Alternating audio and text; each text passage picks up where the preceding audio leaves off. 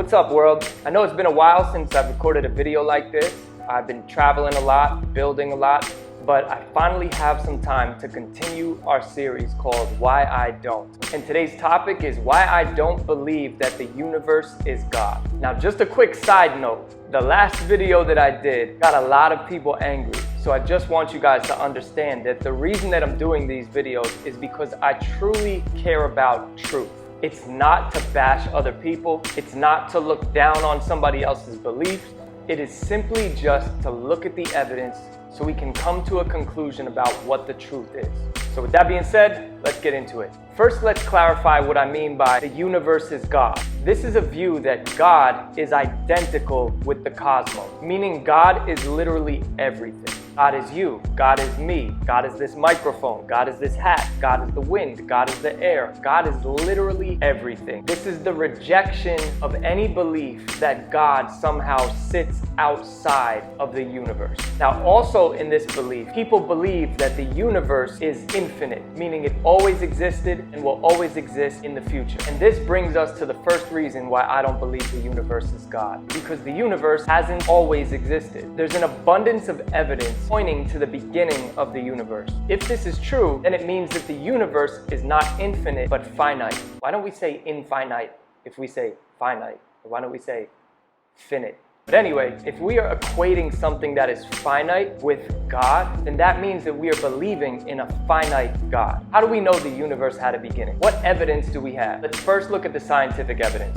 Frank Turek has an amazing acronym for this called SURGE. The S stands for the second law of thermodynamics. And the second law of thermodynamics shows that the universe is running out of usable energy, or the law of entropy, meaning things fall apart. So we have the second law. What's the first law? The first law of thermodynamics is that the total amount of energy in the universe is constant. That means that usable energy is being consumed and turning into unusable energy. And eventually the universe is going to run out of usable energy and die out. The U stands for the universe is expanding from a single point in the past that we call the singularity. This was discovered by astronomer Edwin Hubble. The R stands for the radiation from the Big Bang. Arno Penzias, probably messing that name up, and Robert Wilson discovered the cosmic background radiation from the Big Bang. The wavelengths of light became invisible to the eye, but the heat from it is still detectable. The G stands for the Great Galaxy Seeds, and this piggybacks off the R. The cosmic background explorer,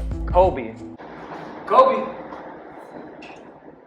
No, not that Kobe, this Kobe, was able to take infrared pictures of the wavelengths that Penzias and Wilson discovered. And the E stands for Einstein's Theory of General Relativity, meaning that time, space, and matter are all dependent on each other. They cannot exist without each other. Think about it like this. If you have matter and time but no space, where do you put it? If you have matter and space but no time, when do you put it? And if you have space and time but no matter, what do you even put? Now you can take time and dig into some of these points a little bit more and also look at the other evidence for the beginning of the universe, but for time's sake, we're going to move on. Now philosophically, the universe being infinite is illogical due to the fact that we are experiencing today. This brings us to the Kalman cosmological argument, which states this: an infinite number of days has no end, but today is the last day in history. History being a collection of days. Therefore, there are not an infinite number of days before today. It's impossible. I know that's some like real deep, trippy stuff, but look at it like this. Something that is infinite has no end.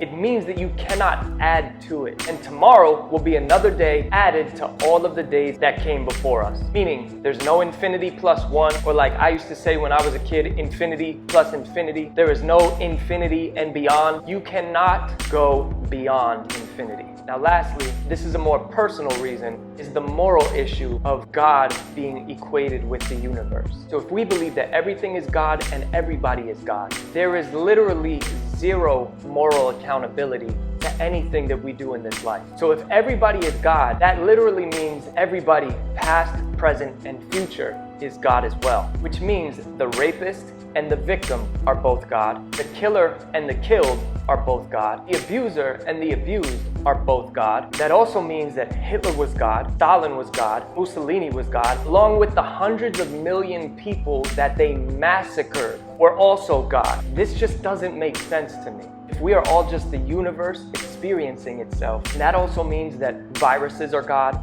cancer is God, HIV is God, the pilot of the plane in 9/11 is God, the plane was God, the building was God, and the 3,000 people who were killed in 9/11 were also God as well. Attached to the belief that the universe is God is also the belief in karma and reincarnation, which if there's no moral accountability, it's just God experiencing itself. Where's the measure of right and wrong for your next life? Stay tuned for another video on that. And before you hit me with the, alright, well, if your God is so good, then why do so many bad things happen still? don't worry, I'll be making a video about that as well. But if you don't want to wait for that video to come out, I suggest reading this book right here. So in conclusion, I encourage you to compare the evidence that I just shared with you with the evidence that's available for believing that the universe is God. Look into it deeply. You do not have to agree with everything that I said here. You don't have to agree with my conclusion. You are more than welcome to take a look at the evidence for yourself and decide what you believe the truth is. Thank you so much for watching all the way to the end. Don't forget to download the Godtrepreneur app to your mobile phone. If you're seeing this on YouTube, like and subscribe. If you're seeing this on Instagram, share it to your story. Tag one of your friends. Have a blessed day. Thank you.